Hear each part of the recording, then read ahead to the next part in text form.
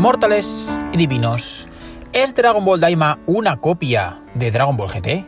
Una copia cara, en este caso, de Dragon Ball GT. Vamos a debatirlo.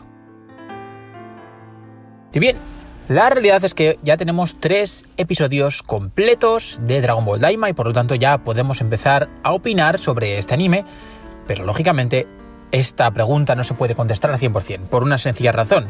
Dragon Ball GT tiene 64 episodios, mientras que Dragon Ball Daima de momento solo tiene 3, y previsiblemente no llegará mucho más allá de los 20, aunque eso es algo que todavía no está oficialmente confirmado.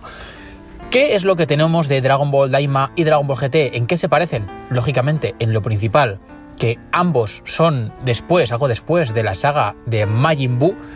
En el caso de Dragon Ball GT, bastantes más años después, porque sí, son tiempos en los que Up ya es bastante joven, mientras que en Dragon Ball Daima Up prácticamente acaba de nacer, por así decirlo, y por lo tanto el timing no tiene nada que ver en lo que es la ubicación temporal. Pero hay algo que es muy parecido, que es que Son Goku se vuelve niño y va a realizar una gran aventura, un gran tour, por eso de ahí lo de GT, en un caso por el espacio, en este caso por el reino de los demonios. Y bien, claro, lógicamente en Dragon Ball GT pudimos explorar varios planetas del universo. En el caso de Daima exploramos los 3 reinos de los demonios, una nueva dimensión que no tiene nada que ver con la dimensión de los cuerpos vivos, por así llamarlo, no sé cómo llamarla, la verdad, no le han puesto un nombre como tal de momento, pero seguramente se lo pondrán a lo largo del anime. Y bueno, pues lógicamente hay muchas similitudes, porque además también podemos confirmar que Son Goku, siendo pequeño, va a ser capaz de transformarse en Super Saiyajin, algo que también podía en GT. Pequeñas diferencias, lógicamente, todas las que quieras poner, porque hay muchas diferencias, y es que no solamente Son Goku es el que se hace niño, sino que todos sus amigos, por así decirlo, también son niños, lo cual crea una situación muy distinta, lógicamente. También tenemos, lógicamente, la gran diferencia de lo que ya hemos comentado. El reino de los demonios no tiene nada que ver, los 3 reinos de los demonios, esta nueva dimensión, no tiene nada que ver con salir al universo, pero nada que ver, sobre todo porque permite explorar otra parte de Dragon Ball que no había sido explorada. Y luego además, el tema, aunque sea una similitud de que Son Goku sea niño y sí sea capaz de utilizar sus poderes, ha habido diferencias, y es que de repente en GT había cosas que no se podían hacer por quién sabe qué razón y otras más difíciles se podían hacer. Ejemplo, podía transformarse en Super Saiyajin 3, aunque no podía llegar a todo su poder, pero no podía usar el Shunkanido. Algo pues que para muchos era incoherente, pero bueno, podría tener su coherencia.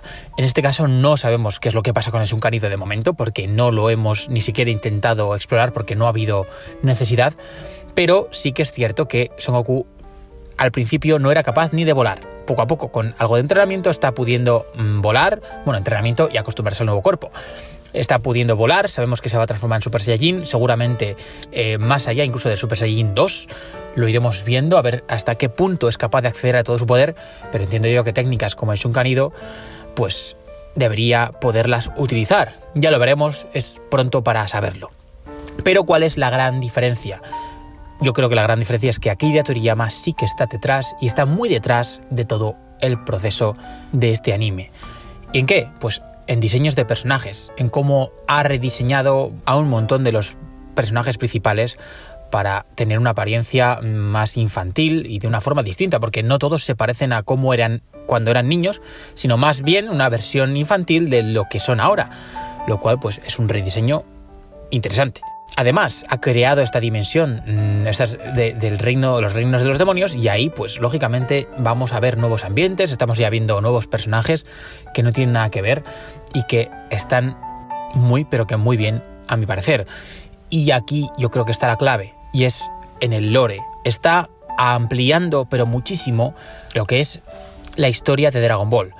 Porque sí, estamos viendo lo que ha pasado en el reino de los demonios, algo que vimos y vimos ya en la saga de Majin Buu parte de lo mismo, un comentario sin más de que Dabura era el rey de los demonios. Pues ahora a partir de ahí se tira una nueva historia y conocemos más sobre esto, más sobre los namekianos, porque sí, el tema de Neva puede dar mucho que hablar.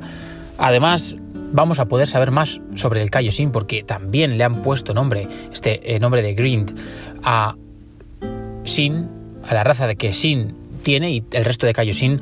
Por lo tanto es esperable que sepamos qué es lo que pasó en este segundo reino de los demonios y por qué los Kaioshin que solían vivir ahí ya no viven allí. Seguramente es algo que se explorará, y por lo tanto hay algo más. Aparte de en Dragon Ball GT eran viajes que no llevaban a ningún punto, que no contaban ninguna historia más allá de la propia historia de Dragon Ball GT, no llevaba a ningún tipo de información de lore más allá del tema de Baby y los Trufus.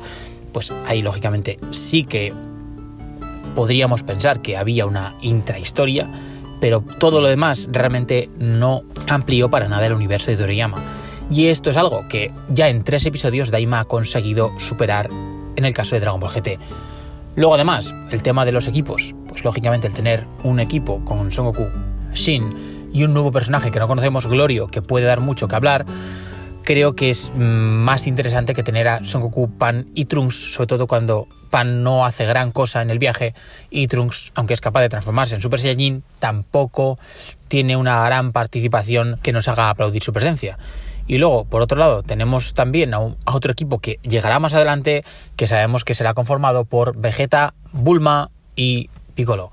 Lógicamente, Piccolo y Vegeta como peleadores van a dar muchísimo juego, algo que no había en Dragon Ball GT. En gran parte, en 30 episodios prácticamente, estábamos con 3 personajes que finalmente todos recaían en Son Goku, que no digo que en este anime no se vaya a hacer, pero al menos Vegeta siempre va a estar bastante a la par de Son Goku en cuanto a poder, y Piccolo tampoco anda demasiado lejos, aunque sí que hay grandes diferencias, pero no tantas como las que había entre Son Goku y Pan.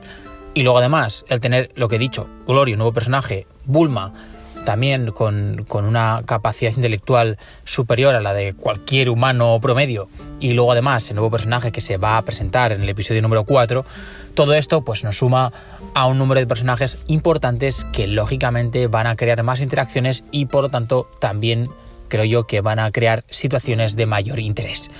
Por eso, sí, puede que vaya a haber muchísimas similitudes. De hecho, en el episodio 3 vemos también que llegan a un planeta, vemos que llegan a una ciudad dentro de la nada después de estar todo prácticamente desértico y se hospeda en un hotel. Sí, es parecido al episodio 3 de Dragon Ball GT, pero aquí también yace la diferencia. Y es que en GT empezabas el episodio con el tema de que tenían que reparar la nave y empezaban a buscar la solución. En Dragon Ball Daima, ¿cuál es la diferencia? Que el cliffhanger ocurre justo al final.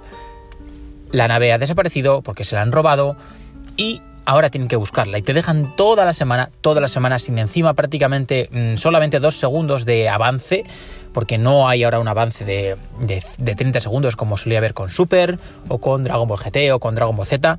No tienes un avance de 30 segundos. Te dejan toda la semana esperando a lo nuevo, justo en lo más interesante. Lo mismo hicieron en el episodio 2, que terminó con el viaje de Son Goku, Glorio y Shin que iban a ir a la dimensión de los demonios, y luego por otro lado el episodio número 1 nos dejó justo cuando se hicieron niños. Es decir, el cliffhanger de Dragon Ball Daima se queda siempre lo más interesante.